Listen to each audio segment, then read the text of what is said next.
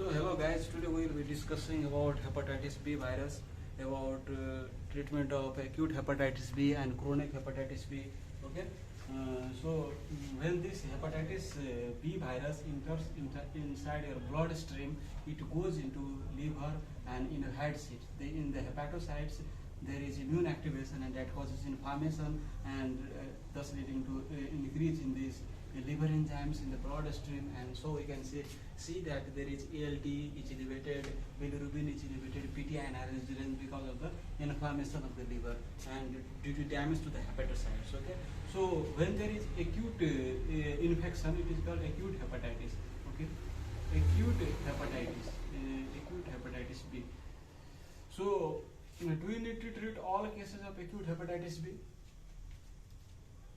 No, why not? Because less than 1% of the patients with acute hepatitis goes into fulminant liver failure. Okay, and about 5% of the patients goes into chronic hepatitis B. And you can guess that about 94% of patients there is self-resolution due to immune system. Okay, so obviously you don't need to treat all patients. Only a patient who goes into decompensated states, fulminant liver failure, in that category of patients we treat with tenofovir or entecavir. Okay, or also telvibutin has also been used for treatment of acute hepatitis B virus, but initially we don't know when patient has inflammation going on, so we may confuse whether it's acute hepatitis B or whether it is acute or chronic hepatitis B. That's why we prefer tenofovir or entecavir, because lamivudine, telvibutin are not used in case of chronic hepatitis B because of the resistance. Okay. And in acute hepatitis B, one thing I forgot to tell you, that HBs antigen is positive. How do you diagnose? HBs antigen is positive and IgM anti-HBc is positive. But when this antigen persists for greater than 6 months and this IgM change into IgG anti-HBc, then it is called chronic hepatitis B virus. Okay, so we will be now discussing on chronic hepatitis B. So what are the different phases of chronic hepatitis B, and when do we need to treat all cases of chronic hepatitis B? Obviously not. There are some criteria to when to treat chronic hepatitis B. So we will be discussing that. Okay, but before moving towards the treatment, let me tell you one thing. What are the pathogenesis?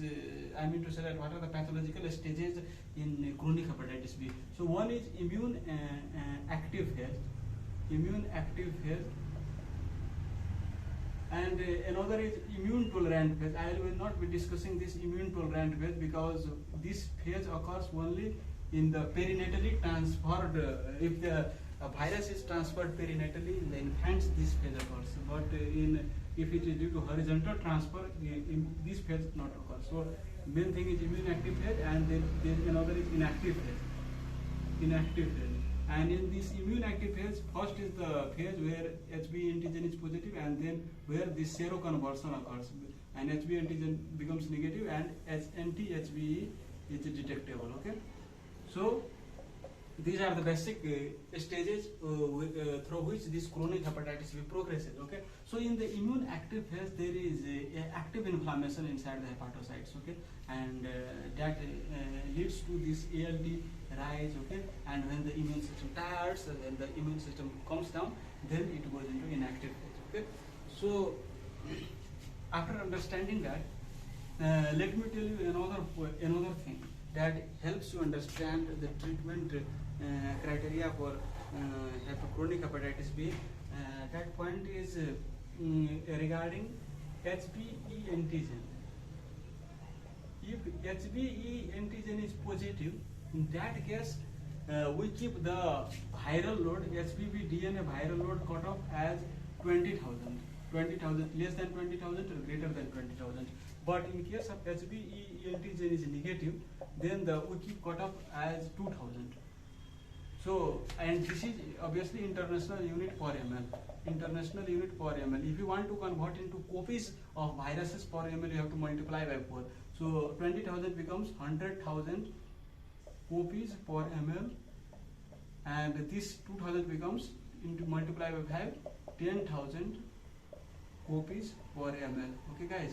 So why do we keep this high threshold of HBV DNA in case of antigen positivity and only 2000 low cutoff, about 10 times less in hepatitis B antigen? The reason is that if HBe antigen is positive, then there is high viral load. Okay, so in case of high viral load, we keep the threshold high. Okay, and if there is seroconversion of HBe antigen, then the HBV DNA is low in the serum.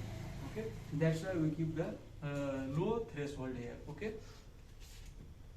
this will be useful when briefly later. Okay, so when we will be discussing about what are the criteria for treatment of chronic hepatitis B. Okay, so let's talk about when to treat chronic hepatitis B. So I am giving one example. Let's suppose 35-year-old male. Let me change the marker. So 35-year-old male, a non-alcohol consumer, and he is asymptomatic, and he comes for general checkup, and you find that ALT is greater than 2 times upper limit of normal. Obviously he has HBs antigen positive, that's why we are telling him he is HBs antigen positive, asymptomatic, and ALT is greater than 2 times of upper limit of normal. HBe antigen is positive, and HBV DNA is greater than 20,000, and he has no cirrhosis of liver. No cirrhosis of liver. So will you treat him or not? Will you give him, tell him that you might require treatment with entecavir, tenofovir? Will you tell him like that, or you can tell him that we will follow up you and monitor? So in this condition, what will you do? So before telling that, I like to tell you what are the factors that we should consider before moving towards treatment. So there are some clinical factors and there are some laboratory factors. Okay, so clinical factors are age.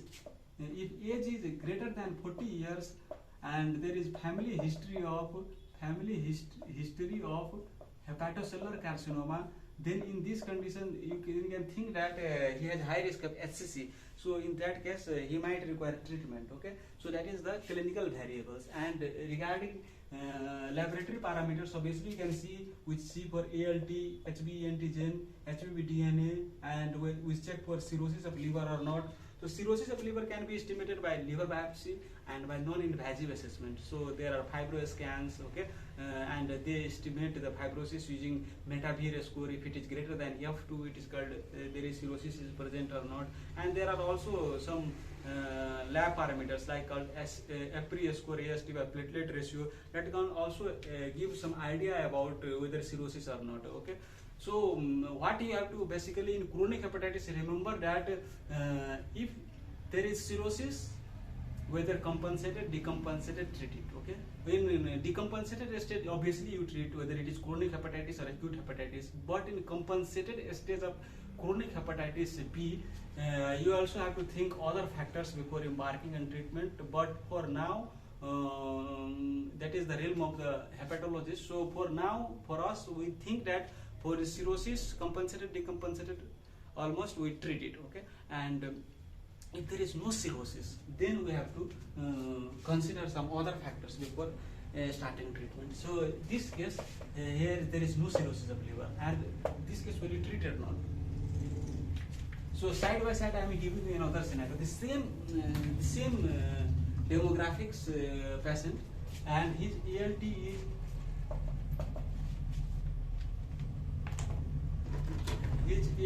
let's suppose less than 2 times upper limit of normal. Okay, less than 2 times upper limit of normal, and HBe antigen is positive. Okay, HBV DNA is greater than 20,000 and no cirrhosis of liver. So will you treat him or not? If it is, the only change is here, greater than 2 times upper limit of normal, less than 2 times upper limit. Rest all are same here. Okay. So which category of patients will you treat? I will neither treat him. I will neither treat him with drugs. What will I do for him? I will observe him for 3 to 6 months, because there is chance of HBe antigen spontaneous seroconversion. Okay, HBe antigen becomes negative and anti-HBe becomes detectable in 3 to 6 months. But despite follow-up of 3 to 6 months, if you see that HBe antigen is still persistent, or if you see that the age is greater than 40 years, there is family history of hepatocellular carcinoma, okay, or if you, in case liver biopsy is done, if you see there is a significant necroinflammation going on, okay, and cirrhosis, like those things we need to consider treatment. Otherwise, observe him and follow up with ALT and HBe antigen. Okay, and in this case also we will not treat. Okay, in this case also we will follow up. And if we follow up the patient in 3 to 6 months, we check ALT level, and in 6 to 12 months we check for HBe antigen. Okay, and let's suppose ALT is rising. Let's suppose now in follow-up after 3 months it becomes greater than upper limit of normal, and if then also we will not treat. This is the same scenario like this, and we follow up for 3 to 6 months. If there is still HBe antigen is persistent, okay, and there is inflammation is going on, then only we have to treat. Okay, guys. Okay, so this is the two scenario that you understood. Not to treat. Here we did not treat them. Okay, and I am giving another scenario, guys. Okay, let's suppose this 35-year-old male, and his HBe antigen is there I give a scenario positive. Okay, and let's suppose he has HBe antigen is negative, and ALT is greater than 2 times upper limit of normal. Okay, and he also does not have cirrhosis, and HBV DNA viral load is, let's suppose, greater than 2000 IU per ml. So I already told you that in negative cases we keep cutoff of 2000. Okay, so will you treat him or not? Before that, let me give you side by side another example. HB antigen negative, ALT less than 2 times upper limit of normal, and HBV DNA, let's suppose, less than 2000 IU per ml. So will you treat him or not? In this case, I will treat him. In this case, I will not treat him. Why? Because here you can see this seroconversion has already occurred. HB antigen negative, and obviously anti-HBe is positive, detectable. Okay, and there is ALT is still raised, and DNA viral load is high.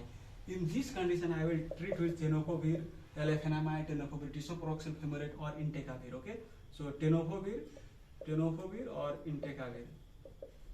And till when you give tenofovir entecavir? So about 1 year after seroconversion. So if there is after seroconversion, you have to continue this entecavir tenofovir for 1 year. And if you use pegylated interferon alpha, that also you have to continue it for at least 1 year. Okay, guys. So you know the interferon is out of use nowadays. We generally prefer tenofovir entecavir because of its associated side effect. And in this case, we will not treat. You will follow up this patient. Okay. We will monitor ALT level, okay, DNA viral load. If it is in rising trend, then only we will consider treatment.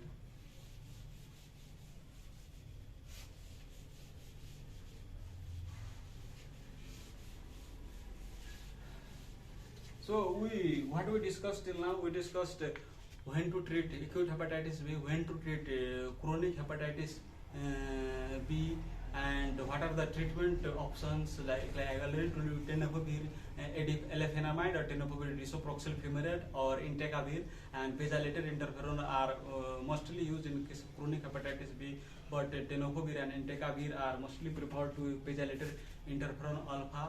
And in acute hepatitis B, we treat only if it is in decompensated stage, there is a liver failure. Okay, and whether we treat patient or whether we just observe, we follow up the patients, and we follow up and monitor ALT level every 3 to 6 months. Check for HBe antigen every 6 to 12 months, because sometimes it can seroconversion can take more time, so we have to follow these parameters. Okay. So this is all about treatment of hepatitis B virus in short. Okay, thank you.